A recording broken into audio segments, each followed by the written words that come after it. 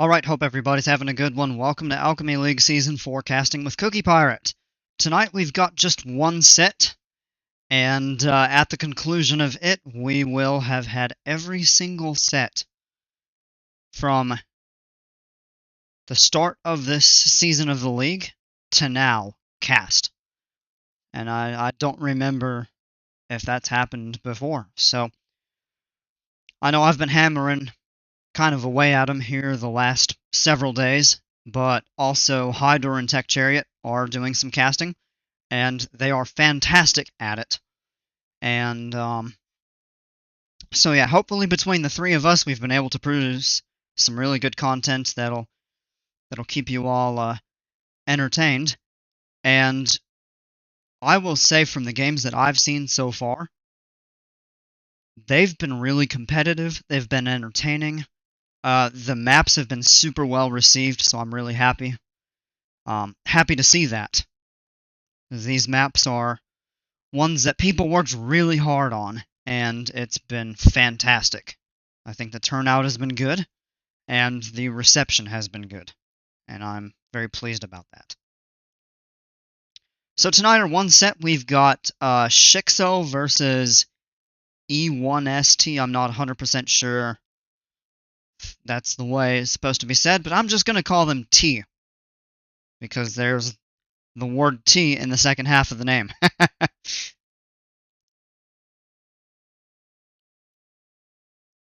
go ahead and switch the screen here. These are two high-level players. Let me see, their set is listed second for this round. So it doesn't necessarily mean that they're the top, that they necessarily are the third and fourth player in terms of elo, but the way that their match is ranked, or kind of, I shouldn't say ranked, because none of these are ranked, but ordered in the list, it indicates that they are both very high-level players. Toward the top, so I think we're going to see some real high-level gameplay, some real skilled content from these two players tonight. Let's go ahead first and take a look at... Oh, come on. Alright, yeah, here we go. Let's take a look at the map draft. So, Chandelure Lake for round 2 is the map of the round, and we've seen a lot of that. And shiXo bans Kodiak, China Hot Springs, and Utqiagvik, and T bans Denali, Kenai Peninsula, Yukon Gold Rush, and that means Columbia is the last map remaining, and that means it'll be played for Game 2. And just give me 1 second, sorry.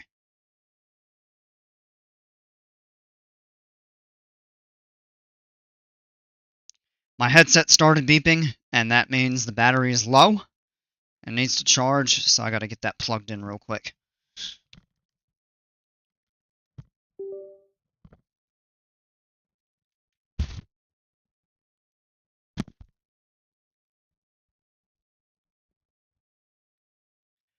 Alright. And the good news is I can still use it while it is charging. Yeah. Let's go ahead and take a look at the Civ draft. So these are the two maps. Chandelure Lake, of course, will be first, and Columbia will be second. shiXo, oh wow. shiXo bans the Japanese. And we have seen the Japanese a ton on Chandelure Lake. We're not going to see it tonight. He also bans the Franks and the Georgians, and T bans the Mongols, the Koreans, and the Persians. Interesting ban choices. I don't think anybody's banned the Franks yet that I've seen. Georgians are fairly common, Mongols are common, but the Koreans and Persians we've seen a bit. I don't think we've really seen the Koreans banned much. I've seen them played a couple times. So there are some that are, I guess, kind of expected, and then there are some that are a little bit of a surprise. Like, I'm surprised to see the Japanese banned, and then also the Franks and Koreans a little bit. The other three we've seen banned a fair bit, so I'm not really surprised by that. Let me get some stream music pulled up here real quick, and we will...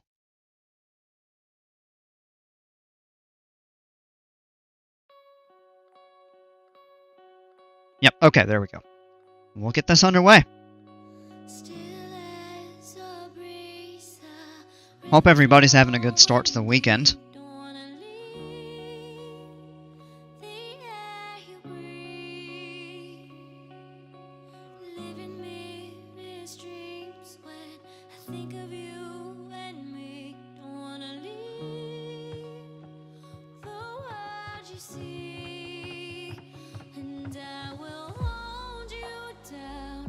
Alright folks, here we are.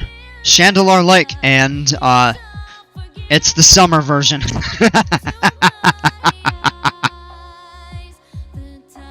This is only, I think, the third time that we've seen the summer version of this map. And we've seen the winter version, I think, 9 or 10 times now. And it's supposed to be a 50% chance. But yeah, here we go. Alright, Tech says Japanese ban is because of extra mills on the frozen lake. Really? I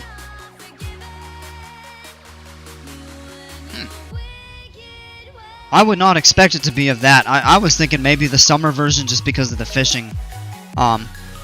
fishing bonus with ships. But yeah, if the shore... or if the villagers collecting shorefish also get the benefit, then yeah, I can see that. I didn't think people would ban that because of that.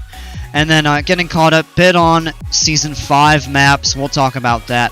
What you did with casting has been awesome, thank you. I really appreciate that. Yeah, you've done great with the with your casts as well. I really like watching you cast because you have the game knowledge that I don't have. And I can do, we've talked about this, the play-by-play commentary really well. Or, well, really well, I don't know. You could make an argument for that.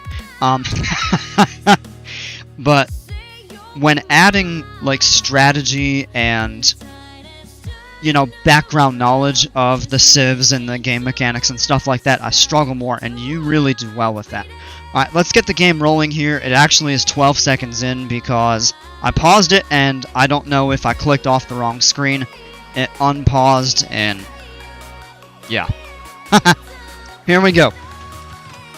Alright, we have T playing as the Malians in yellow over here on this side of the lake. And over here we have shiXo in teal, and he is playing as... oh, yes! The Lithuanians. That's, So when I was first introduced to DE, I started playing the Lithuanians, and fell in love with them. And to this day, the Lithuanians remain my favorite civ in this game.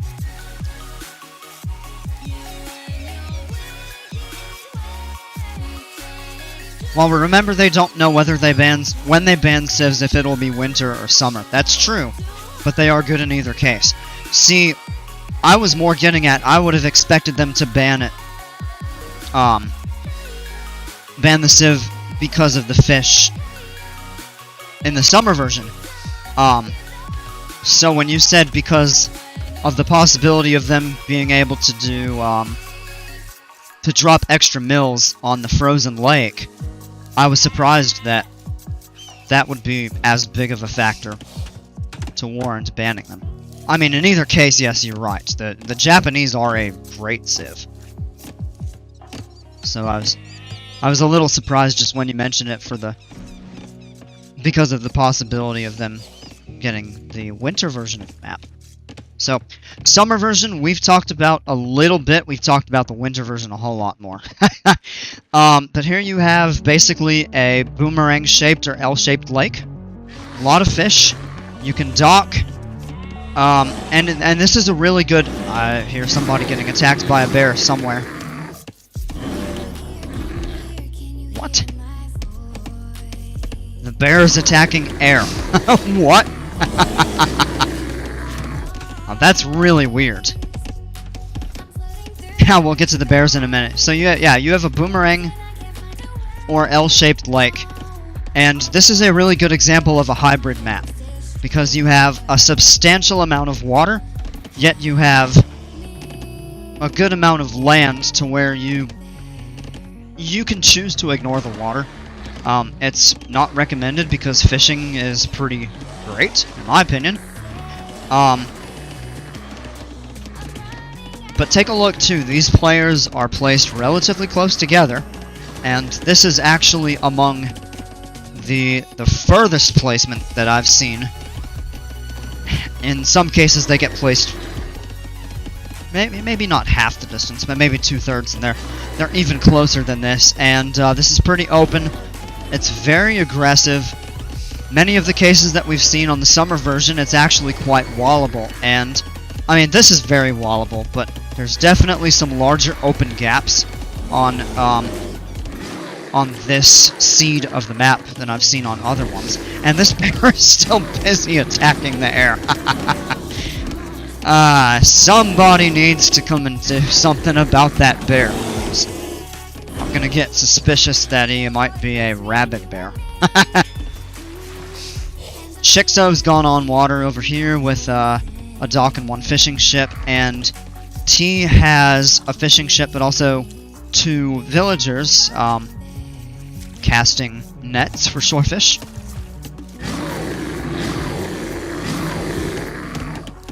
And the bear's still going crazy. And that is really weird.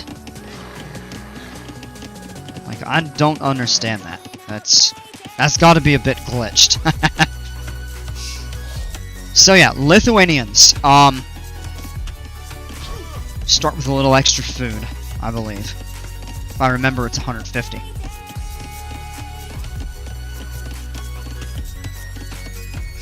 Really good heavy cav from the Lithuanians. So I would expect we're gonna see knights, Lytuses or Lycii if you build a castle and create the unique units, but knights are totally fine. Really importantly, I expect that we're going to see a lot of moves for the relics, and we're going to talk about the relics in a moment here. Oh! Eagle Scout and House is under attack. Yeah, it must have been from shiXo's Eagle Scout. So Eagle Scout, that's the unique unit for scouts on... or starting scouts, I need to clarify, on most Alaska maps, not all, but most. And of course, neither of these players are playing Mesoamerican civs, so your Eagle Scout is stronger than a traditional scout in the Dark Age, weaker than a scout in the Feudal Age, and so you get a little bit of an advantage by having one in the Dark Age. And plus, not that this really matters much, but you can know if your starting scout is alive or not, because if you see an eagle on the board, then you know is alive. Text says keep an eye on if that bear attacks properly. Well, it may have, but it didn't kill anyone. And T is over here harvesting it, and finally we get some silence in this area of the map. shiXo has hit feudal, and T has a little less than a minute to go. Lithuanians, we're going to see moves for the relics, and let's take a look at where they're at. 1, 2, 3, 4, 5. Hold on a second. Yeah, that's a little... I don't remember them being oriented that way in the summer version in previous games, although they may have been. Oh, yeah, no, take a look at that here. We have shiXo harassing T's woodcutters down here. And looks like T's own Eagle Scout came to try to chase shiXo's off. T hits the Feudal Age here. And we see some walling here. Some palisade walls, some houses, an archery range, more palisade walls, and a barracks, and a house. So he's trying to wall off over here, and then shiXo is actually walling this portion. And, yeah. So, with the walls here, T is kind of limiting the amount of room he's got to work with. However, you can always expand out here. There is adequate room to move out here if needed. And the thing about the summer version is, when you get walls up, you have largely, basically, you know, safe-proof, attack-proofed, your home base, so to speak.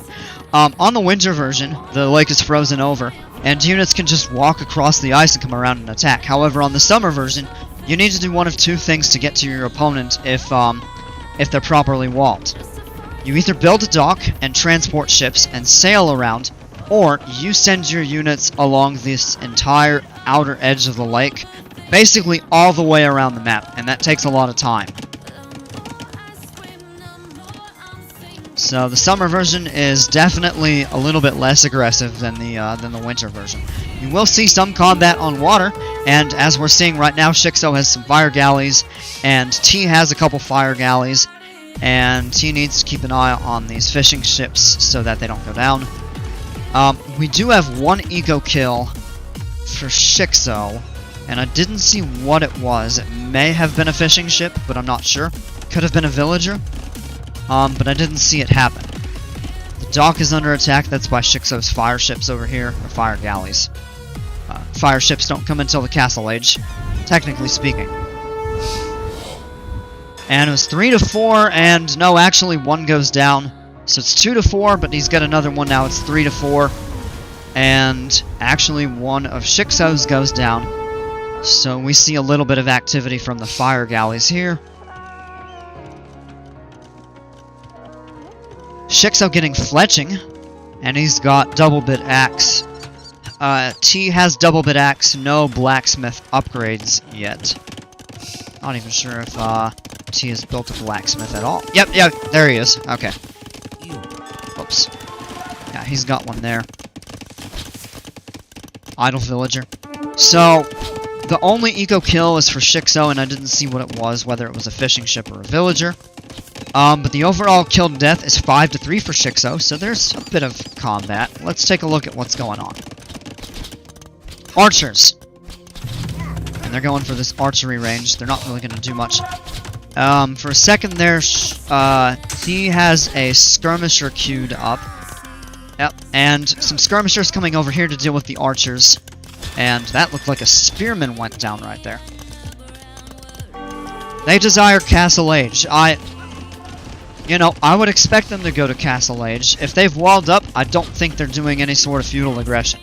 Seems like they just want to, they just kind of want to play passively for now, you know? Build up, boom up a little bit, and attack later. And on the summer version, that's absolutely possible. Tech says it makes sense to wall this one, and I fully agree. On the winter version, it really does not make much sense to wall. Just because, I mean, you can wall, and the enemy's units can go 2 tiles over on the ice and get in that way, whereas they have to take the truly long way all the way around to do that. So walling does make a lot of sense on the summer version.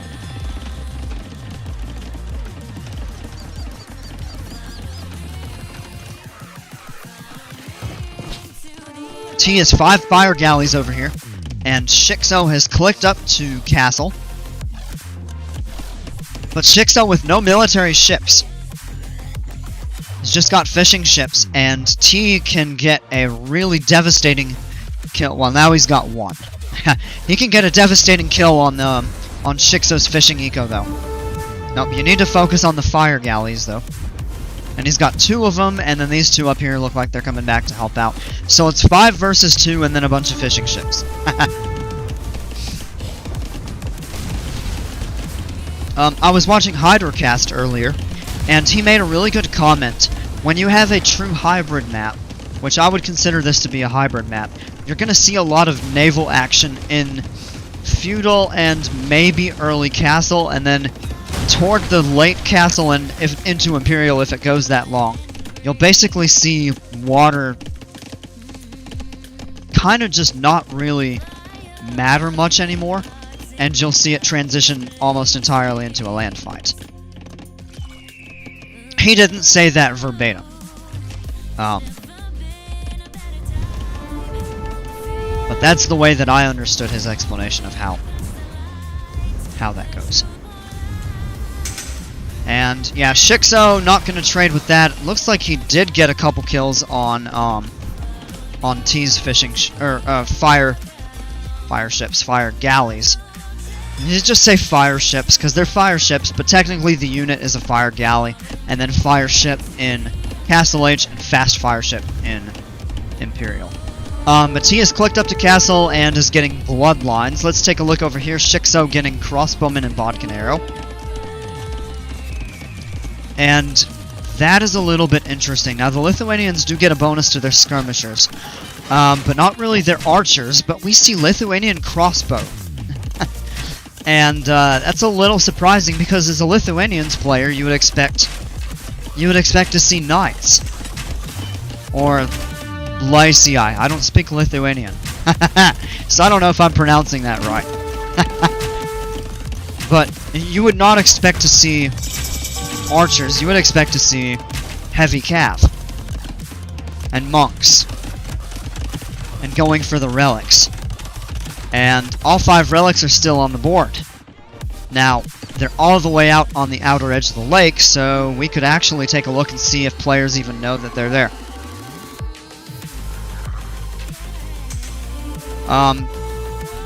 T would have discovered 1. Oh, and look at this here. Here's the relic. Let's point this out. These fire galleys actually have moved out of the way back here, and I think a villager had come up to try to repair them. That's clever. Now let's take a look at what shiXo can see. Yeah, shiXo's probably found this 1 relic, and it looks like none others. So, and that's one thing that I've noticed on this map, is a lot of players don't scout out the entire lake. So they never see the outer edge and what's out there. Well, let's go in and take a look at the action here. shiXo's in. And oddly enough, it's T that has the knights. And this number of crossbowmen is going to be pretty devastating to a small group of knights like that. So, with shiXo in, T's in a bit of trouble. Now we have 3 TCs, and a lot of woodcutters over at this one, and gold miners, and then a stone mine not far away. Looks like a possible siege workshop. Yep, that's exactly what it is. But nobody able to build it right now because of the crossbowmen camping over here. So T is pretty disrupted. Let's take a look. It's got going up over 4 minutes of idle TC time compared to shiXo's at 2.5. 5.5% for T and 4.0 for shiXo.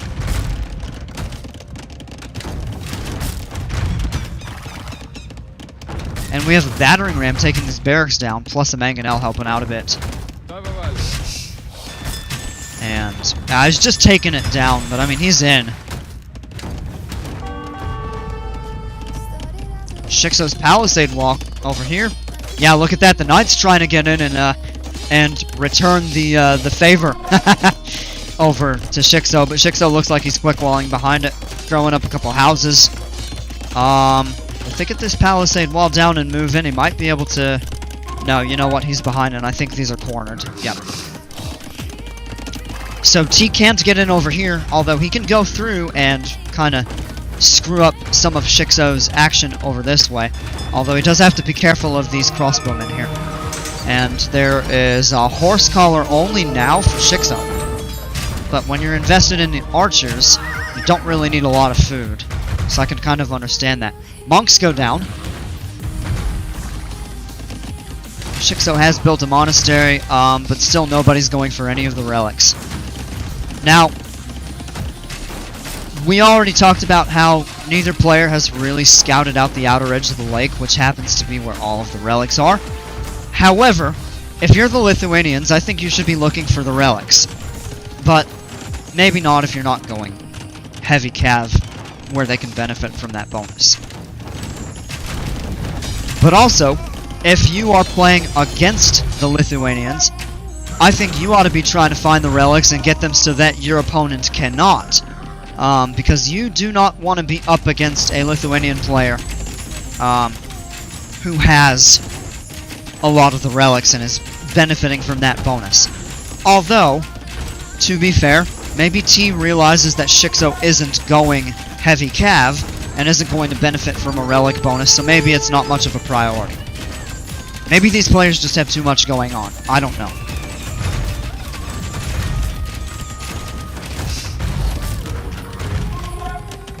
Now, I suck at this game. I don't play it. And if I do, it's terrible.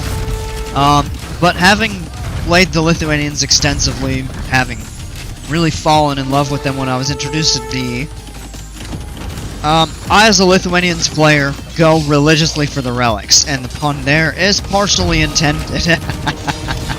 But I always try to get the relics, just not only for the bonus, but also just for the benefit of collecting some extra gold.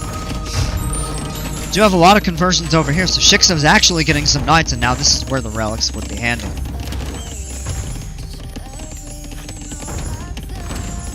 Of course, non-upgraded, but he is getting redemption. Take a look at this. We have redemption monks from shiXo coming up in 7 seconds. Crossbowmen over here are able to pick these scouts off, not too difficult. And then shiXo's knights, I believe that he got converted. And the monks, a couple, a battering ram and a mangonel. Now he's moving in on T's starting town center. But T has a mangonel of his own. And I think he hit the battering ram. I'm not sure if he hit any of them. He may have. I didn't kill any though. Yet. Monk goes down. And T has a monk of his own, at least one. I haven't seen more than that so far, but I wonder if we're going to see Atonement. Since both players are going monks, you could... Yeah, there's a second one. I've got a feeling, yeah, I think both players are going to be going monks to a degree. So, Atonement could be worthwhile here. But I don't remember if Malians get Atonement. I believe they do. And shiXo's converting a fair number of knights. But we also see T going light cav, and in addition to some heavy cav.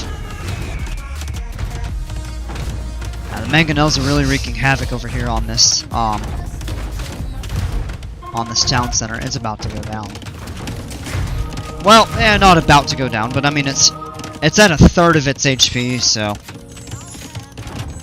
And T is trying to repair it. Yeah, look at this. All these villagers on gold and stone, and there's a few standing around because there's just not room to get to them, it looks like. Here's some light cav. And I'm looking to see, yeah, I don't know if T has enough to sustain heavy cav production here. So we've got a fair bit of light cav. shiXo trying to convert the light cav, and that doesn't usually go very well. But he actually... No, he switched. Now he's gonna kill... Nope, the one goes down to the crossbowman. He does get the monk, but then the second one goes down there. Light cav are very difficult to convert. Heavy cav are fairly easy to convert. Light cav diving this group of crossbowmen is not a good idea. It really isn't. You're gonna need siege to take this kind of stuff out. And they're moving in trying to pick off some villagers here. Yeah. Alright, there you go. Well, he got one kill, and may have damaged a couple others. But yeah, mangonel is what it's going to take. Mangonels are what is needed to deal with mass, you know, mass groups of crossbowmen or pikemen, skirmishers, stuff like that. Now I've got 3 mangonels against 1, now 2 against 1. That was a good hit. Oof. Man, take a look at that. I'm gonna give some credit to T there for you know, hitting 2 of shiXo's mangonels with his. Oh, villager drops right there. And let's take a look. shiXo is 18 eco kills to 4, but T has 20 lost. So that means 2 of them got killed. Probably by the bear. I mean, and that's not, you know, that's not unexpected. I mean, we've seen players of all skill levels. In fact, it's fairly rare in a game where somebody does not lose at least 1 villager to a bear. These things are really tough. The food bears, the ones... Bears provide food, but they're very aggressive. They're on defensive stance, but they will attack you. And yeah, wow, right there T calls the GG. Anyway, yeah, I was saying the bears will attack you if you get close. Unlike typical boar. But they're on defensive stance, which means they don't follow you across the map once they start going after you. They'll turn away after a little while if you run. So T calls the GG, and let's just take a look here. I think his eco was just heavily disrupted. Take a look at these numbers here. 28 minutes of idle TC time and over 10.5% idle eco time. That just shows you how heavily disrupted he was. And shiXo, 17 minutes idle TC time, only just over 3.5%. 21 eco kills for shiXo and 4 for T. And the most created unit, you have 14 knights for T and 39 crossbowmen for shiXo. So, oh, and he also, I didn't even notice this, but he had clicked up to Imperial. Of course, he didn't get it yet. GG. Yes. I almost wonder if shiXo playing as Lithuanians and going for something that wouldn't be expected, such as crossbowmen, because generally Lithuanians players don't go for archers. And I wonder if that might have caught T off guard a little bit. Maybe not. Let's take a look at the stats, though. Yeah, you see the military scores there. Whoops. Yep. And eco scores, technology scores were close, but these two shiXo is kind of running away with the points on that there. T actually did get 1 castle up, but it was not enough to turn the tide. shiXo never built a castle. Wouldn't really expect him to unless he was going for a castle drop, and that's not really something that you see at this high of a level of gameplay. And shiXo's base really wasn't ever under attack. I think it got threatened a couple times, but T never made it in. And that's the final score there. You take a look at the military. Here's your overall kill to death ratio. 67 to 53, and then there's 2 units that T lost, I believe, to the bear. 16 to 1 raised to destruction. And, alright, take a look at this. Both players actually did get conversions. shiXo with 11. T did get 1. And then there's your army highs. Eco. They're pretty much neck and neck here until the beginning of... Well, not beginning, but early castle. And T tapers off a little bit. And then they continue to rise, and then he tapers off in the last 3 minutes of the game as he really gets heavily disrupted by shiXo. shiXo collecting way more wood, only a tiny bit more food. And then T actually took a little more gold and almost... Actually, yeah, a little over double the stone. Technology-wise, here's your uptimes. About 1:20 faster for shiXo into feudal. And about also 1:20 faster for shiXo into castle. Neither player hit Imperial. There's your exploration. Not super high. And as we saw, the players really did not scout that outer edge of the lake. and then their technology counts were the same and the percentage is slightly different just because the Lithuanians get access to one additional technology. Society, there's your villager counts, your fishing ships, and the one castle. Take a look back at the map, and we'll give shiXo credit for that win. The castle went up here, but it wasn't enough to stop shiXo, as he really closed in and just pretty much cleared out up here.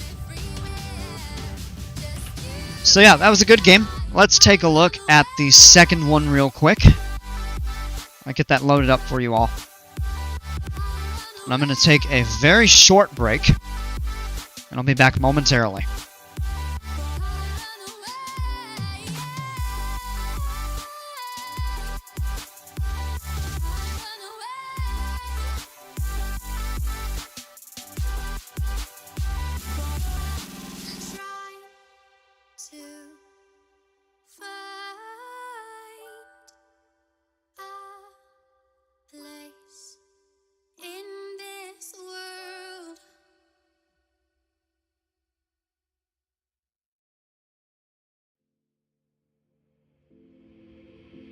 Take a moment right here, feeling like it's out gear, driving towards the sun with a rose and a gun. Feel the wind in my hair, going nowhere I swear, like an outlaw on the run. Dangerous but it's so fun, running, running, no. Hold on, don't let go. Running, running, no. Keep running.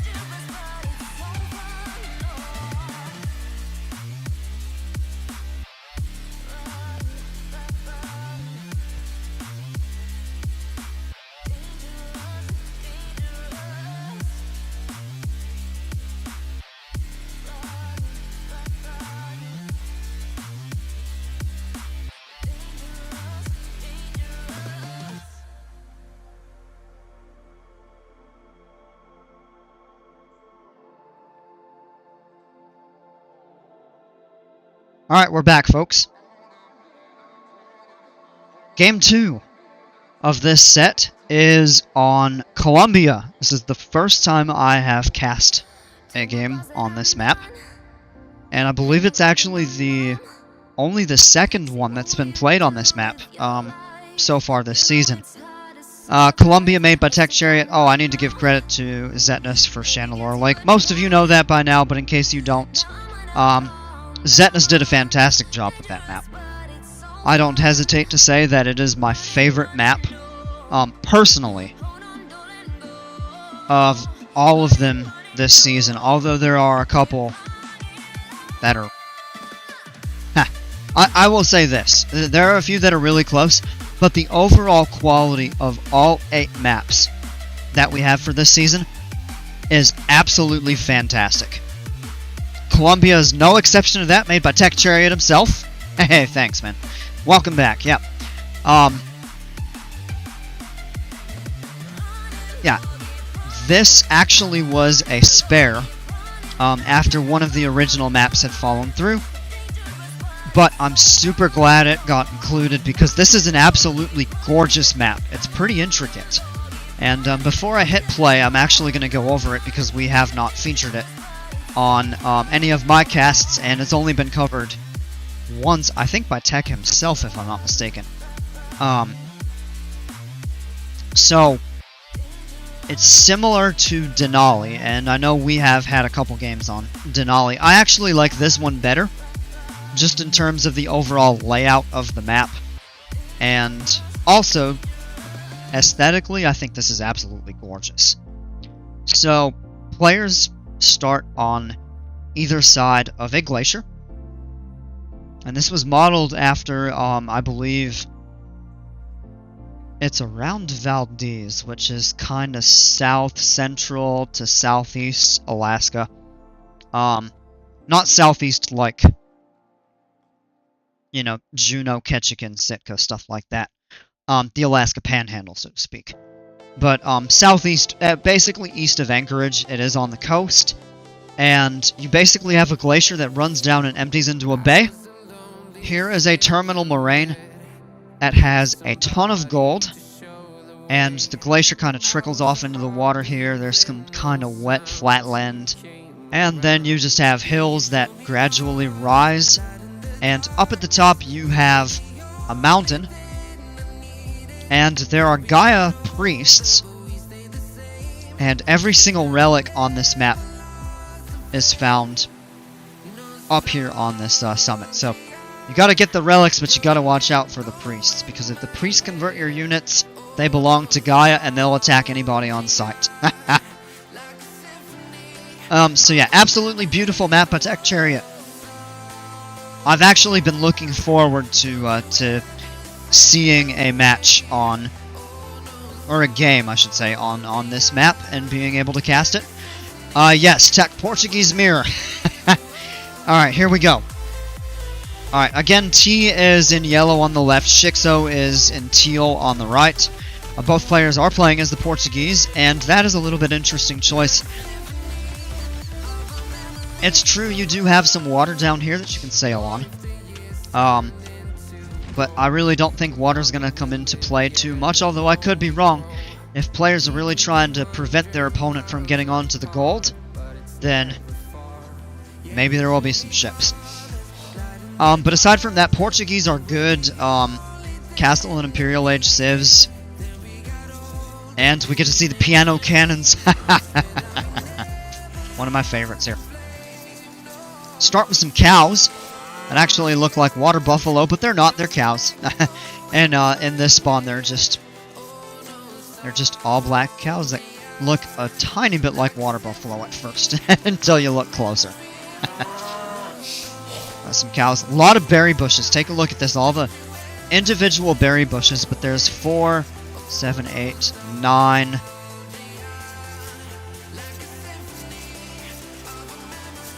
Yep. All of the gold is down by the terminal moraine, except for a couple isolated patches on each player's side. There are the Alaska bears that are guarding these berry bushes, and there are wolves nearby too. The wolves are typical predators. Of course, the bears do provide a lot of food, but will attack on sight. And this is one of the few maps where, so, according to the rules of the maps when these were created, we made it so that bears could not be a certain distance from the berries, or they were required to be a certain distance from the berries, and it had to be the same for each player.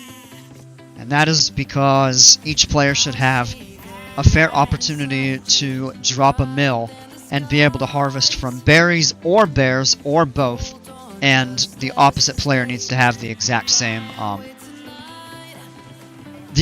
opportunity.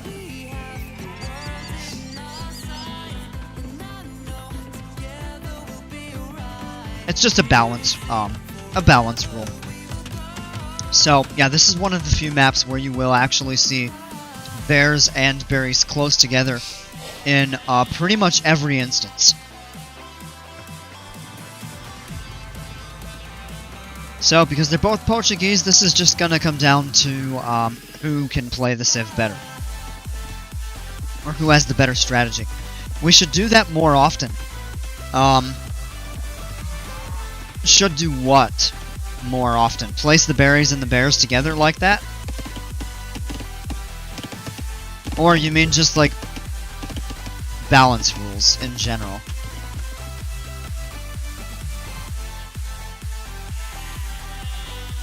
Oh, there are a lot of neutral sheep up here.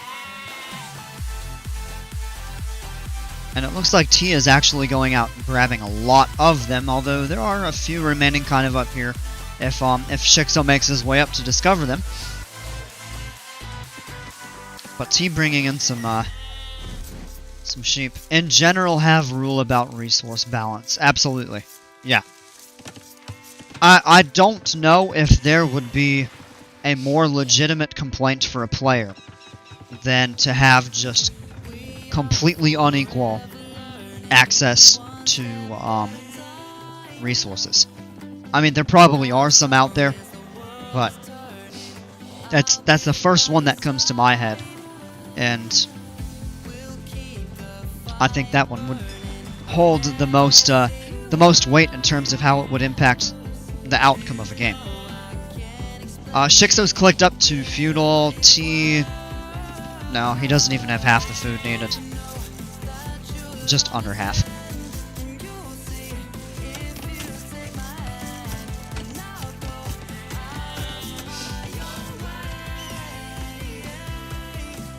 Looks like Tea's just kind of running over. Most of these are shallows, so players can walk over them. Although not all. It does look like there is some water that is not walkable. Not shallow, so it's actually true water. And take a look at this, actually. Tea sets up a dock on the terminal moraine and has a couple fishing ships. And these are perch. Tech, am I right to say there are no shorefish on this map? It looks like they're all just... there's not much fish in general. But it looks like they're all deep water fish down here.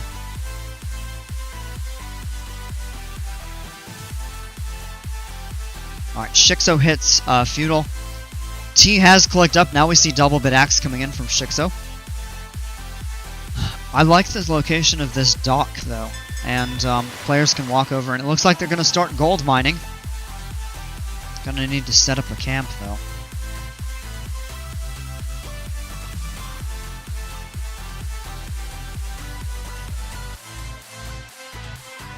Don't think there are shorefish. Yeah, I don't think so. I haven't seen any.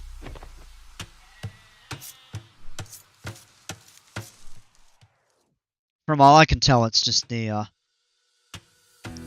perch, the deep water fish. Another dock. It looked like he was carrying a pickaxe to mine, but now he was carrying something to maybe build, or maybe he changed his mind. Another dock. T hits the feudal.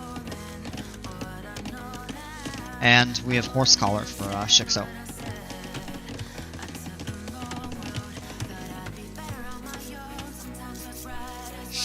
shiXo hunting deer kind of in the middle here. And we've got a couple scouts.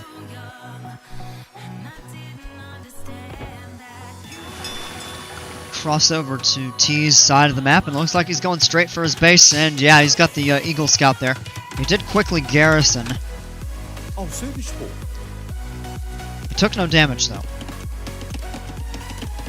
And just look at this stockpiled sheep over here.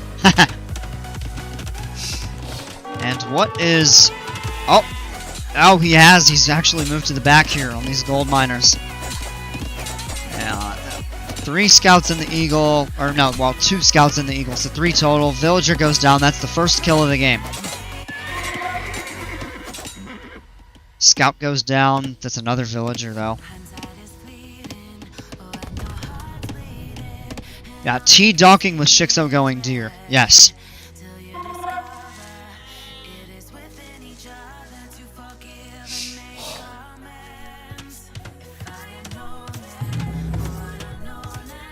Archery range. And T made an archery range of his own up here. Scouts are roaming around, though, and looks like they might be coming back to dive back here. It looks like he tried to wall this off. Well, he does have 1 spearman, but 1 spearman is just going to go down to... Is that 5 scouts? 4. Yeah, and that's not good. But look at this. This construction... Oh, no, he cancels it out. I was going to say, he's going to trap him inside. No, chases him off now. That's another villager that goes down, although one of shiXo's scouts did go down there. And Tea has an archer up here. 2 archers now, plus the spearman.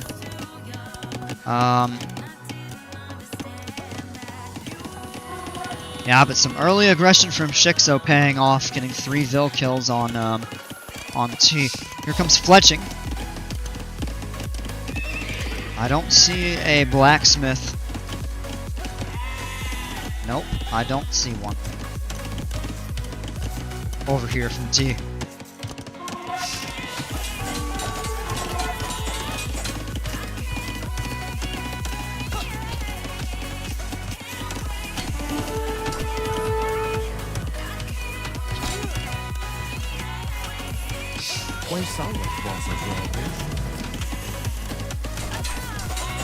Yeah, spearman coming over, but 1 spearman. Well, he did get 1 scout, but 1 spearman against all of these just isn't going to stand up. Especially with no blacksmith upgrades. Does have a good mass of archers. Sim. Ao seu dispor. Oh, come on. Sim. Quais são as vossas ordens? He's got 5 archers, his Eagle Scout, and a spearman right around, together, right around here. Alright, he has hit castle, or, I'm sorry, he has not hit castle, he's clicked up. And he is getting scale barding armor. So we're gonna see Cav.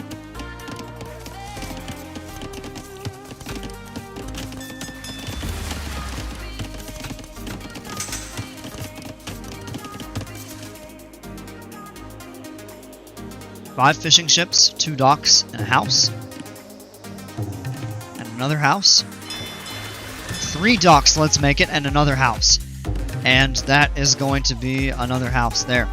So, look at this. T actually trying to establish full control over the terminal moraine with all of the gold. He does have to be careful because shiXo's units can just come across down here. This is where maybe if you could put up a tower or something like that to kind of give at least a little bit of outer defense. Bloodlines. And look at this. T is only actually a little less than 30 seconds out from castle, and shiXo actually doesn't even have the food to click up. It's just under 3/4 of the way.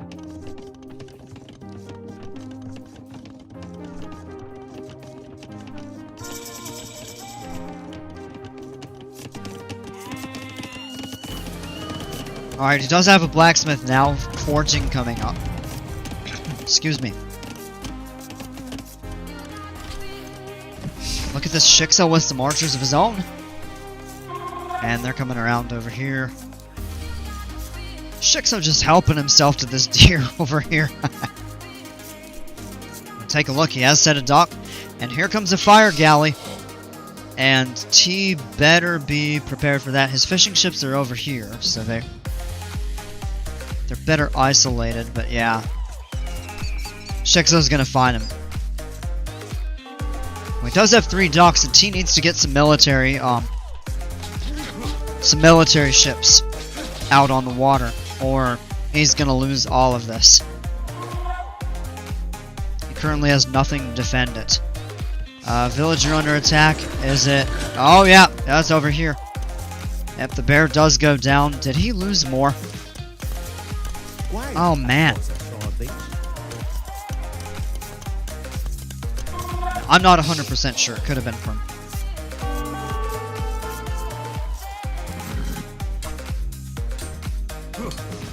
Oh yeah, look at this. He actually walled in his villager. Can't mine gold now, though.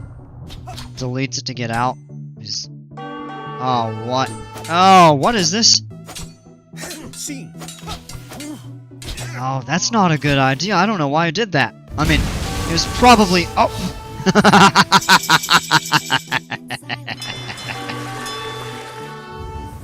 I believe that was a demo raft. That came over and damaged the dock a little bit. But yeah, I was gonna say, it's true the house... Or the villager that had been by the house probably would have gone down to the archers eventually anyway. Crossbowmen and bodkin arrows, so shiXo's archers are going to be... Well, they're crossbowmen now. Further upgraded, but here we have some heavy cav from T.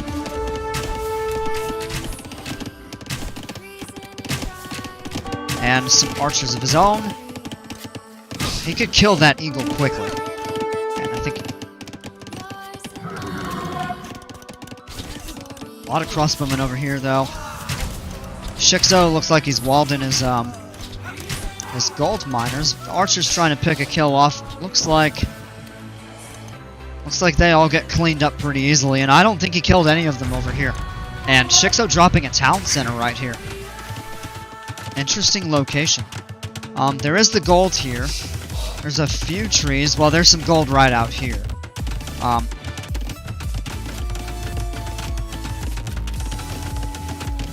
Yeah, not a bad location at all, and it's close together to everything. So, 2 TCs going on a third. T is getting chainboarding armor. T, meanwhile, only has 1 TC, although he has set up a watchtower to protect this gold. Here's the mill. A lot of idle villagers just standing by. They finished hunting the bear. Now, take a look here. Hold on. Somebody died. Was that another? Oh. Is that another villager that went down to the bear? Yeah. Oh. Estou pronto. Yeah. That's exactly what it is. And that's not good. If you take a look back over here, T's knights are over here at this town center. And these are eventually going to go down. Oh, incredibly that one survives. Now he's diving this one. Now he's bound to lose. Yep, he's bound to lose one, maybe a second. Getting out. Yep, the second one goes down. But if you take a look over here, shiXo has crossbowmen over on T's side. Oh, and these villagers are just dropping like flies to these crossbowmen. Yikes. Houses are there to be annoying for shiXo to build on the moraine. He knew he could not escape, so he just took as much eagle HP with him as he could. Yep. Yeah, that makes sense. Interesting about the houses, though. Also does provide some pop space out of the way.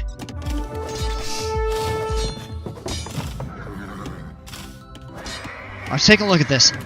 24 to 10 eco kills. So there's a lot of aggression from both players. I mean, we've been jumping back and forth across both sides of the glacier. There's been aggression from both players at the other's home base. Yeah, that would be T losing 1 villager to a bear. This is what, 25, but shiXo only has 24 kills. The overall kill to death, 41 to 25. I started to say 21 to 45. That's not right. This is telling over here too. Look at shiXo's idle TC time. Over 10 minutes. T only has 3. However, idle eco, T has 6.8 compared to shiXo's 4.6. I hear a monk healing some stuff. Let's ride along kind of this town center area. Excuse me.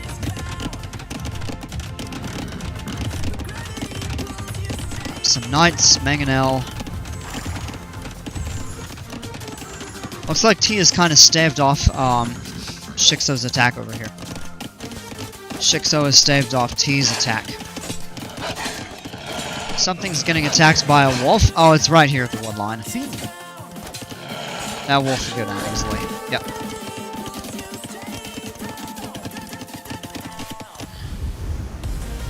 Now, in the meantime, it looks like T has been, well, decimated on water. I'll put it that way. It looks like all of his fishing ships got destroyed. 2 of his docks are being burnt down.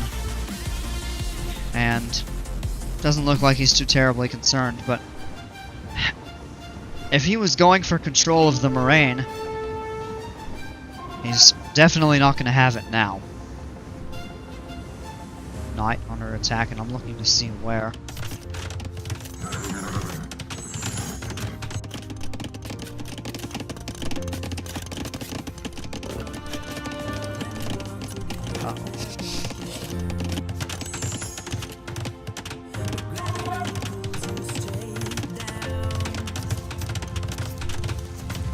Oh, I was over here.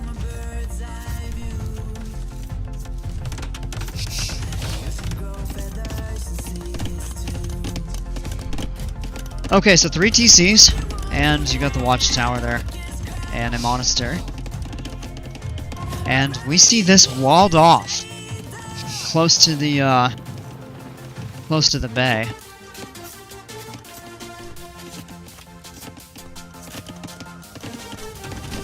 shiXo looks like he's doing something somewhat similar. It's not a complete wall off.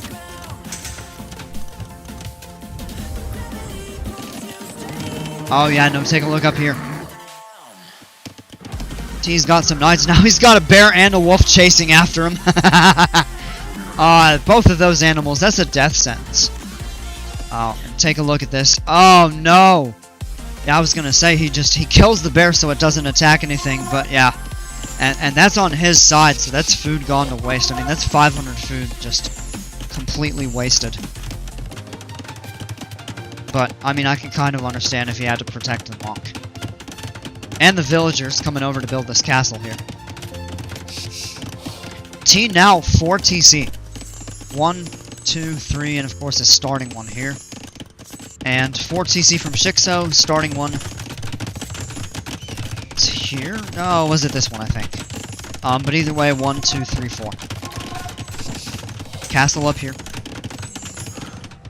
And these players do have a lot of room to build up.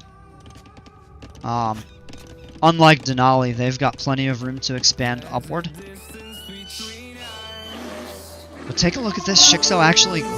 Oh, hold on a second. Let's see this. He's going for a relic. He's trying to get out. Oh, no.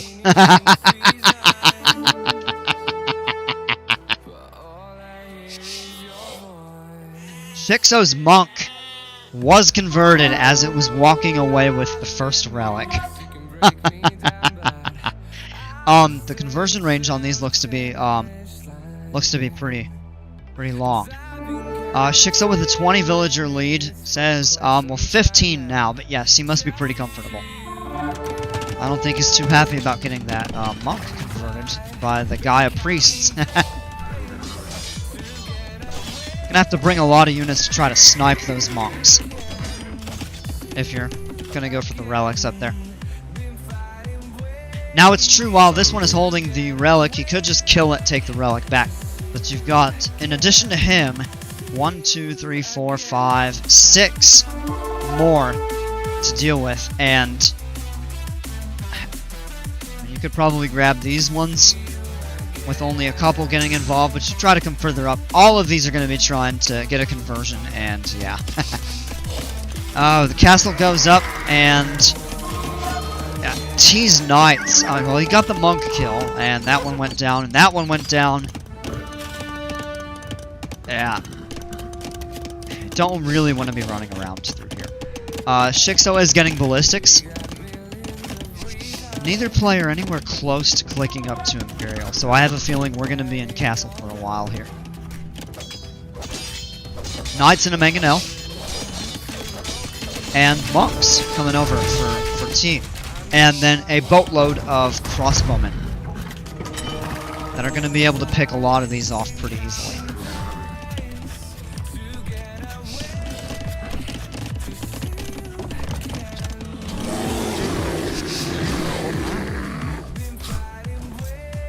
Bear goes down. Doesn't look like shiXo loses anything over here.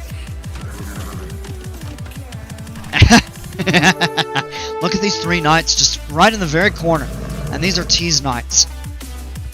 And they probably should try to send them around. Hope shiXo doesn't notice. Just send them as far around as you can. Or just use them and take the losses and get some kills with them, perhaps. I don't know. The Knights pulling back, the Monks pulling back, the Mangonel pulling back. And here are some light cav from shiXo. The heavy cav are going to clean those up pretty easily, though. He did get that conversion, and that's interesting because that's a light cav. Light cav, as we talked about in the first game, are difficult to convert. Heavy cav are easier. And he actually got the conversion on that light cav. Yeah, Monk goes down. Oh! Mangonel gets that, but the Mangonel drops. Mangonel got the kill on the Monk there.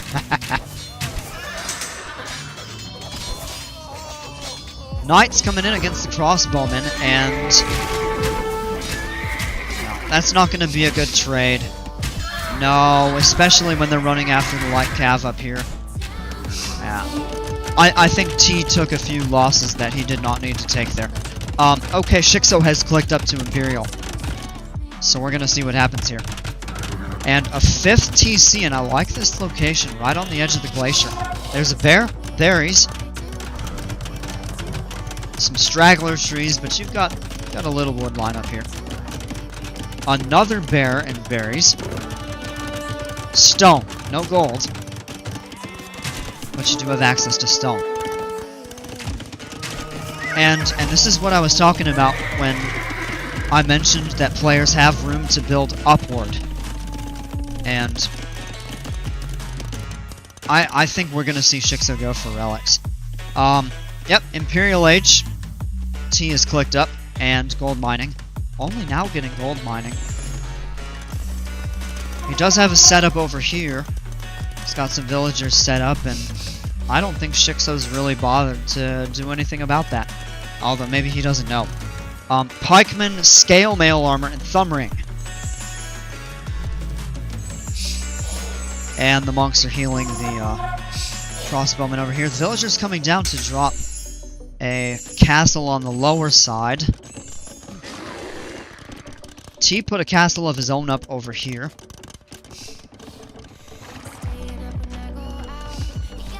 But yeah, this is going to the late game. Let's just take a look at what's on the board. 16 to 31. And villagers 122 to 98. And shiXo does right now have a considerable score lead. But T is definitely not out of it. Some light cav, looks like they're coming over to take on the light cav. Oh, and he got those. Let's take a look. Yeah, well, yeah. Yeah, you see this here. Both players are forging, but T has chain barding armor, and shiXo doesn't have any upgrades for his cavalry. Defensively. We do have Bracer, and chainmail armor hits chemistry. shiXo has hit Imperial. T has hit Imperial. Something's getting attacked. Oh, it's the wolf over here. Setting up a castle on the high ground over here.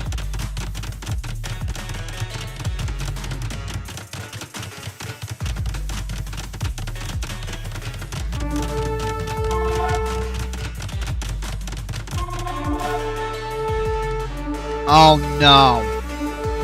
Well, maybe he doesn't care. But that bear gets wasted due to the castle arrow fire. Is that a light? Nope, no, these are heavy cav. We have knights that are actually raiding shiXo's town center up here.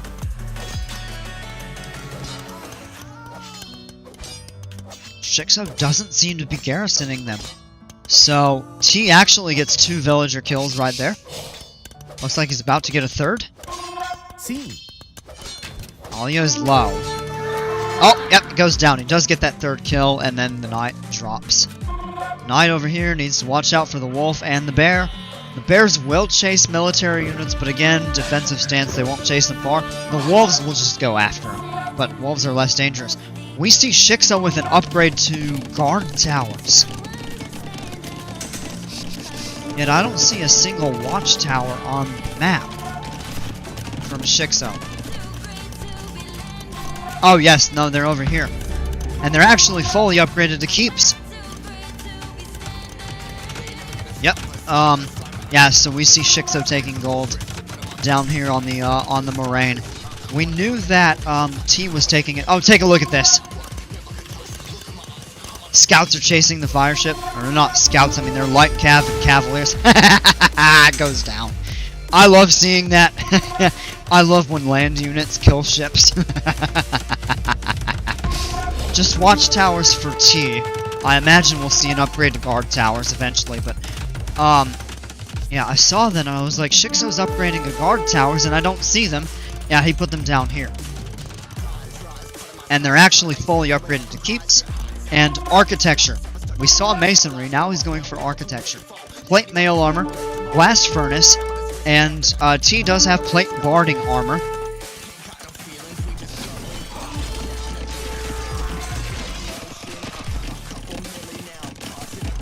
Take a look, Cavalier. I'm excited to see Cavalier. Halberdier though, for shiXo. And they have plate mail armor, so they're fully upgraded in defense, but still only has forging. There's guard tower for T, and fletching and ballistics. And we are almost at the 50-minute mark, so this is going kind of long. What's kind of funny, Tech?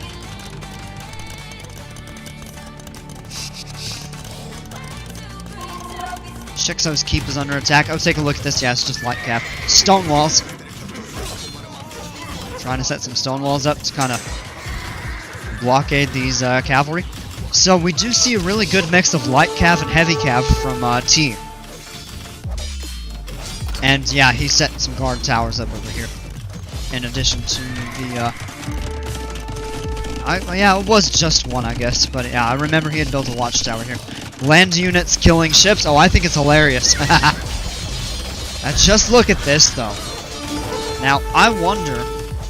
Now, take a look. War galley. Yep, so these, demo rafts... Oh!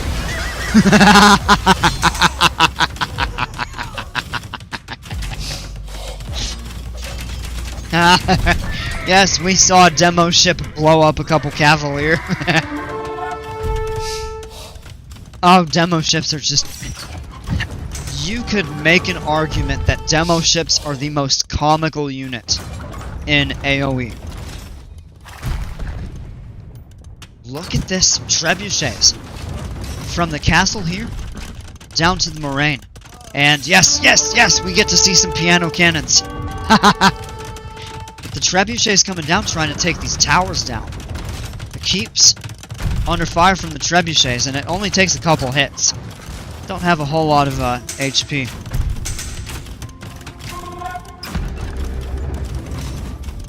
I mean, it's about what? About half of what a castle has. So they do have a fair bit, but they won't stand like castles. Also the building defense, I think. I mean, he does have architecture, so that's boosted a bit. But it looks like 5 hits from a treb, maybe 6, are enough to take a keep down. T only has guard towers for now. I don't remember. Yeah, 15. Yeah, I see 1500. I don't remember. No, he's getting masonry right now. I was gonna say I don't remember if T got any upgrades to his buildings. But yeah, that explains it. Masonry. Now we see, holy cow, we see elite cannon galleons. That is a unit we don't see very often. Cannon galleons. And especially on a map like this where water really doesn't have much. Although, I mean, no, these players are really duking it out over the gold. And we see some war galleys, fire ships, galleons. So actually T is upgrading his military units more, and fire ships as well. Do the Portuguese not get fast fire ships? I take it. Cannon galleons is going to be exactly, I think, what T needs to be able to take down these keeps. Still only guard towers for T. He is getting architecture now, though. A little bit of an HP increase, and he'll get another one when architecture arrives. But yeah, they don't have what keeps do. But take a look at this. The the Galleons actually firing at the Halberdiers, and the Halberdiers are going after the gold miners. A lot of docks. 1, 2, 3, 4, 5, 6, 7, 8. Compared to 4 for shiXo. But yeah, T really going heavy on ships. Not sure if they get them, but actually I think they do. It would make sense given that they're a naval civ. Not exclusively. And maybe just neither players researched what they need for it. Who is going for the relics? Anyone? No, not right now. We haven't seen any relic action. It does look like... Yep.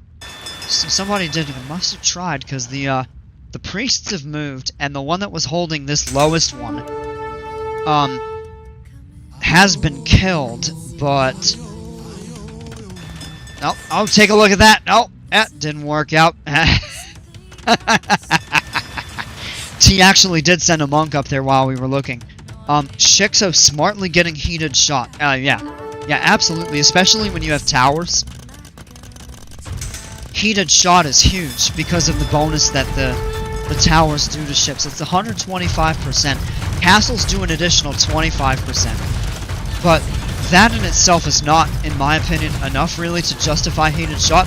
But if you have any towers on the map near water, it absolutely is worth getting. Alright, shiXo has upgraded his war galleys to galleons now, so it's galleons versus galleons.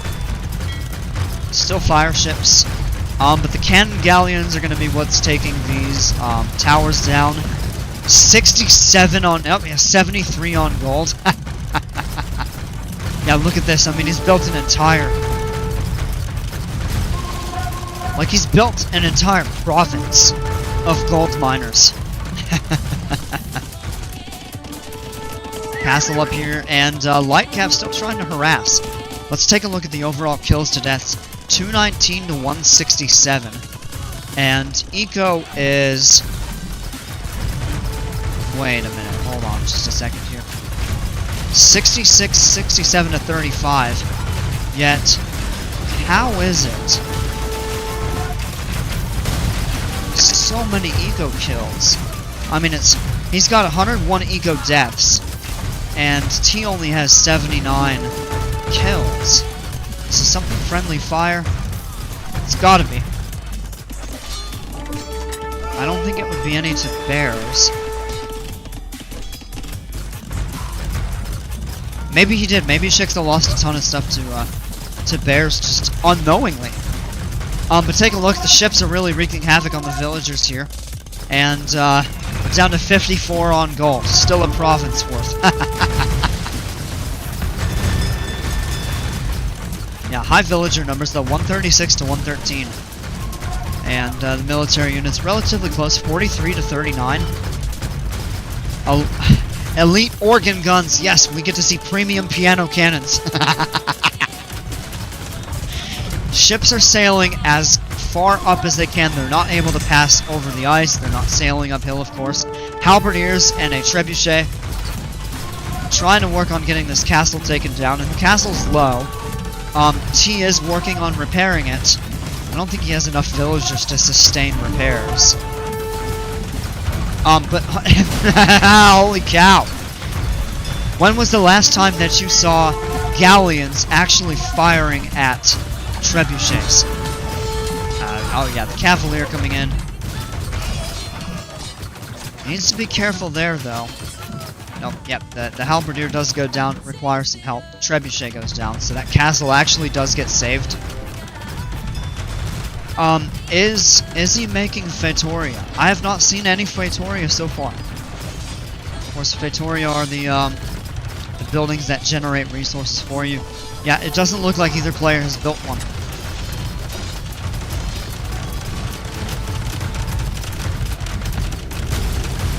Still only guard towers for T. And I don't remember if T has gotten heated shot or not. I don't think so. But I could have missed it. But shiXo seems a little bit less threatening on water. Until you look and see how many ships that T has had cleared out. And now it is looking more threatening. Still fire ships. So I don't know, maybe they don't get fast fire ships. Maybe just neither player's got the upgrade for them. It's not really coming down to fire ships as we see galleons and cannon galleons down. Another guard tower coming up for T down here on the moraine. Take a look at this, a lot of units. Elite piano cannons and light cav coming in to really wreak some havoc. shiXo isn't rebooming, and yeah, I wonder why, says Tech. And yeah, that's right, shiXo really isn't rebooming. And he's just slowly getting whittled away. It's not like he's gotten just completely ransacked. He's still got a lot to sustain, but he is... No, he did not get heated shot, and he is getting it now. T, I'm talking about. Take a look here, too. Blast Furnace, Plate Boarding Armor, and Bracer. shiXo has Blast Furnace, but doesn't have any armor upgrades for his cavalry. Although he's not really going cavalry. He does have fully upgraded armor defenses for his halberdier. And then he does have Bracer. Both players have padded archer armor. That's it.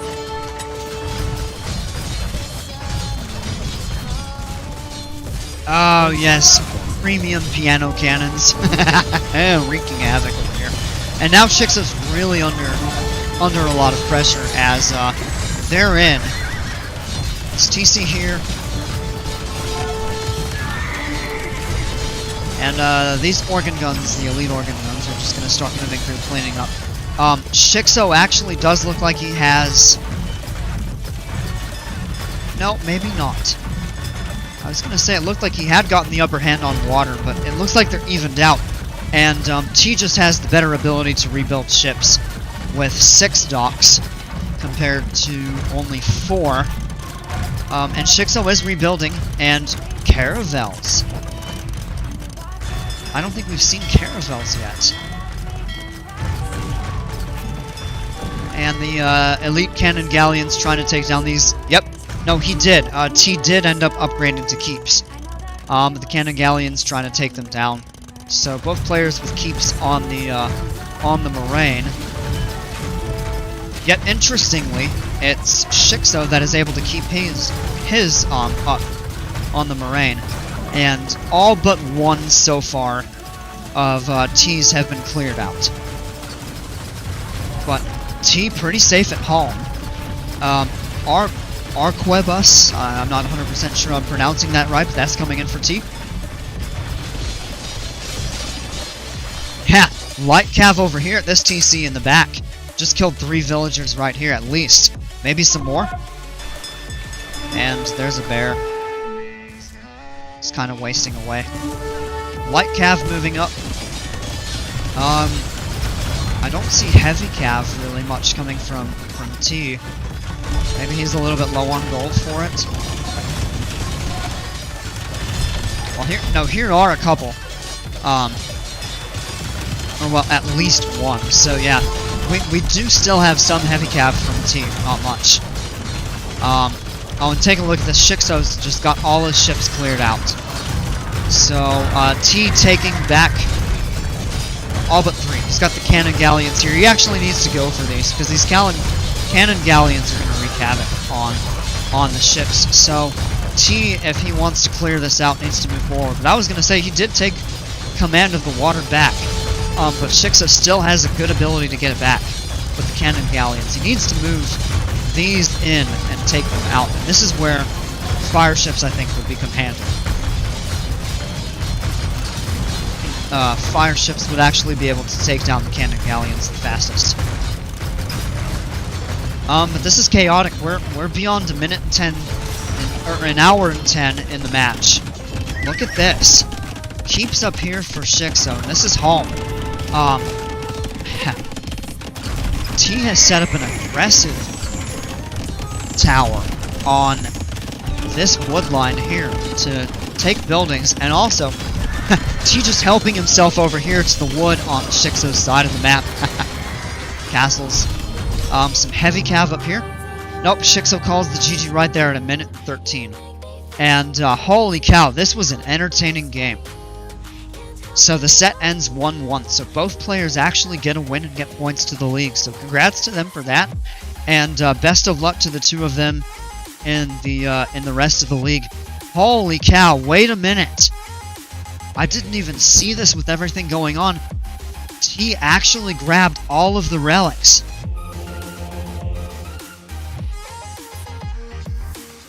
Would you look at that? He got them. He did. 189 years, so the countdown had just started. But yeah, wow. Wondering why shiXo stopped rebooming. I don't know. I don't know if he was just focused in on military. I don't know if he felt like maybe he was out of room. I don't know, maybe he was struggling. It did seem like he was maybe struggling a little bit to clean up at home. Although it did look like that he was clearing out most of T's stuff, although you see up here the Cavalier running rampant, and then he still did also have a few organ guns.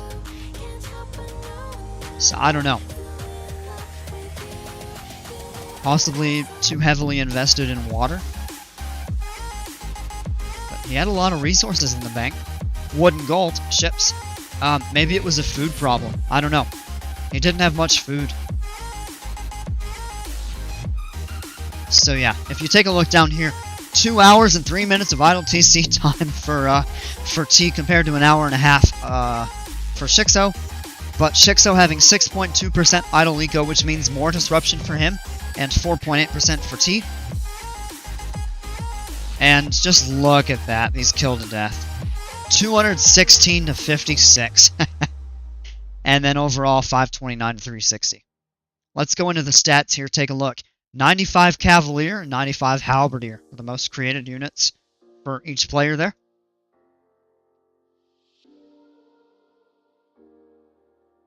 Stats-wise, military scores were close. Eco, T had over double. Technology scores were actually extremely close. That's a 30-point difference. 5 castles compared to 3 for T, and that's the overall score. Military, we talked about this, about 1.5 up over shiXo, 529 to 360, and T with over 2 to 1 for raise to destructions. It was 47 to 20. Conversions and hold on, desertions. This is. Oh, you know what? That's counting Gaia. I was gonna say 1 to 5, but 2 to 2. So that means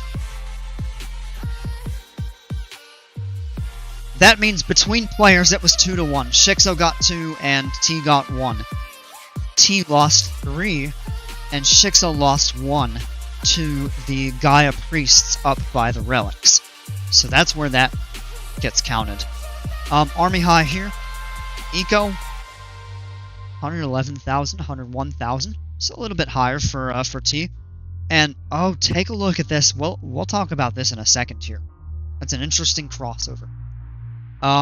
T takes more wood by a fair bit, more food by just a little bit, a tiny bit more gold, and then shiXo actually takes a tiny bit more stone than T does.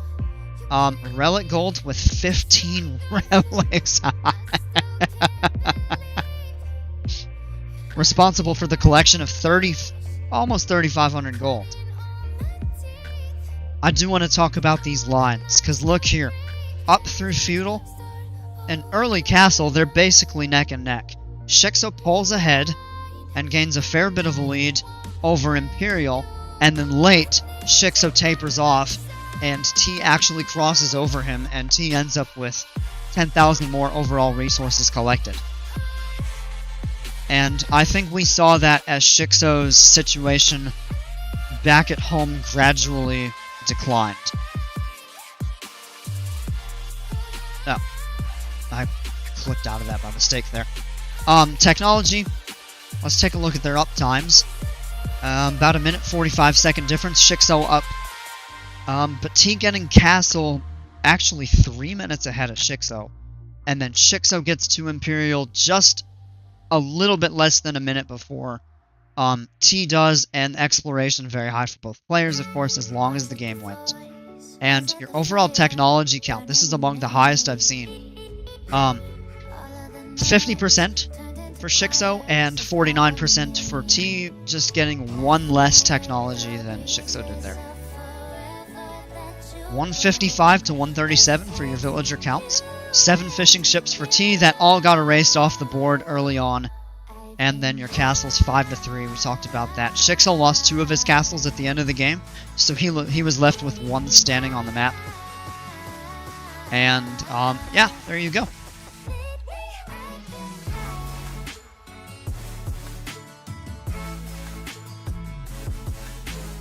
All right, folks. So that was a pretty entertaining set there.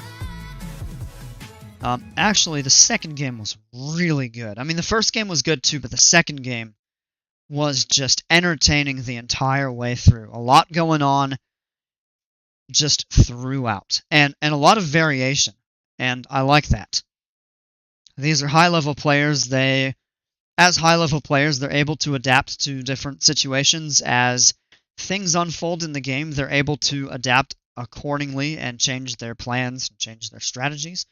And I think T was just able to persevere a little bit longer, and eventually he got the upper hand and was just slowly able to whittle away at shiXo. I mean, I don't think there was any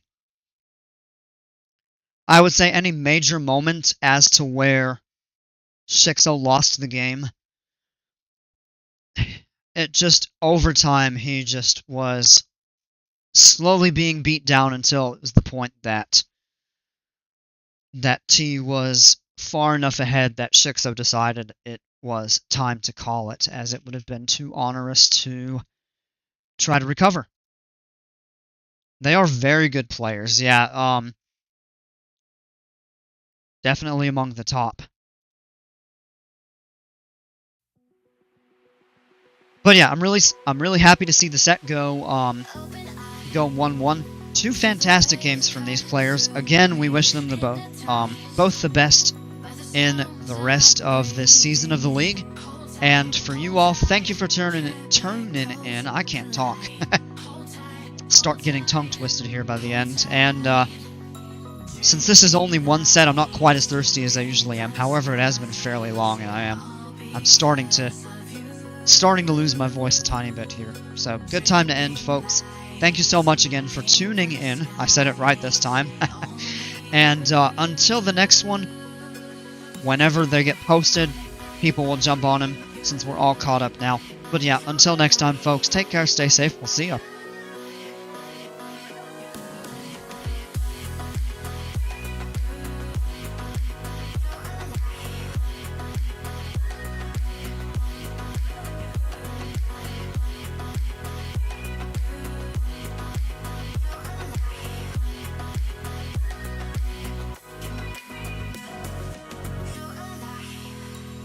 Make it last forever. Stop in time. Yeah,